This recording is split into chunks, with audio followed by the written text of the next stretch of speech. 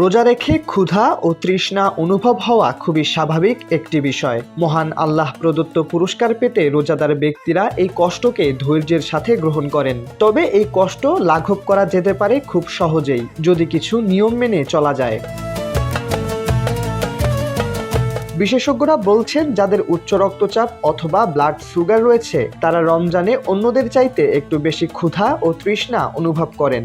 আবার অনেক সময় দুশ্চিন্তা বা ভয় থেকেও এরকম অনুভব হতে পারে। তবে এসব সমস্যা থেকে মুক্তি পেতে কিছু নিয়ম মেনে চলাই ভালো। স্বাস্থ্যকর উপায়ে রোজা পালন করতে পুষ্টি বিশেষজ্ঞরা কিছু গুরুত্বপূর্ণ টিপস তুলে ধরেছেন, যা পালন করলে রমজানে কম অনুভব হবে ক্ষুধা ও তৃষ্ণা। এসব নিয়মের মধ্যে প্রথমেই রয়েছে 3 ধাপে সাহারি করা সহ আরও কিছু নিয়ম। সাধারণত বাঙালিরা যে কোনো খাবারই একটু মশলা জাতীয় খেতে পছন্দ করেন। খাবারকে মুখরোচক করতে বিভিন্ন মশলা দিয়ে খাবারকে সুস্বাদু করতে বাঙালিদের জুড়ি মেলা ভার। তবে রমজান মাসে যেহেতু যেতে হয় এক ভিন্ন রকম খাদ্যাভ্যাসের মধ্য দিয়ে, তাই বিশেষজ্ঞরা প্রথমেই গুরুত্ব দিচ্ছেন সাহারিকে।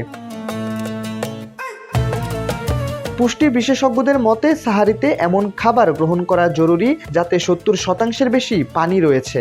এক্ষেত্রে সাহারির খাবার মেনুতে রাখা যেতে পারে এমন কিছু ফল যা আমাদের সারাদিনের পানি শূন্যতাকে পূরণ করবে। এক্ষেত্রে বেলের শরবত, শসা, তরমুজ রাখা যেতে পারে সাহারিতে।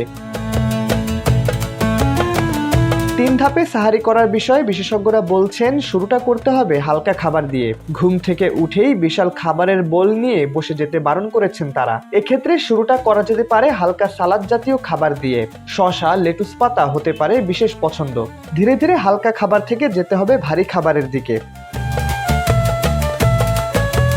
সাহারির আগে ঘুমনের ফলে আমাদের শরীর কিছুটা অবশ হয়ে আসে। ঘুম থেকে উঠেই ভারী খাবার গ্রহণ করলে শরীর তাতে সায় দিতে পারে না ও স্বাভাবিক হজম শক্তিতে ব্যাঘাত ঘটে। আর হজমে ব্যাঘাত ঘটলে শরীরে প্রয়োজন পড়ে অতিরিক্ত পানির, যার ফলে রোজা পালনের সময় স্বাভাবিকের চাইতে বেশি তৃষ্ণা পেতে পারে। পুষ্টি বিশেষজ্ঞরা আরো বলছেন, সাহারিতে রাখা যাবে না অত্যাধিক লবণযুক্ত খাবার। অতিরিক্ত আয়োডিন শরীরে পানির শূন্যতা তৈরি করে। সাহারিতে সালাদে অতিরিক্ত লবণ ব্যবহার করাকে তাই নিরুৎসাহিত করছেন বিশেষজ্ঞরা। সাহারির শেষ ধাপে ভারী খাবার খাওয়ার পর বিশেষজ্ঞরা বলছেন গ্রহণ করতে হবে ফলের জুস। অনেকেই দেখা যায় এই সময়টাতে পান করেন চা বা কফি জাতীয় পানীয়, যা আমাদের শরীরে ক্যাফিনের পরিমাণকে বাড়িয়ে দেয়, যার ফলে রমজানের দিনগুলিতে শরীরে দেখা দিতে পারে অতিরিক্ত পানির অভাব। এছাড়া আরও কিছু উপায় মাথায় রাখলে খুব সহজেই এড়িয়ে যাওয়া যেতে পারে রমজানে ক্ষুধা ও তৃষ্ণার অনুভূতি। স্বাস্থ্যসম্মত খাবার ও চিকিৎসকদের পরামর্শ মেনে চললে অনেক অংশেই পাওয়া যেতে পারে উপকার।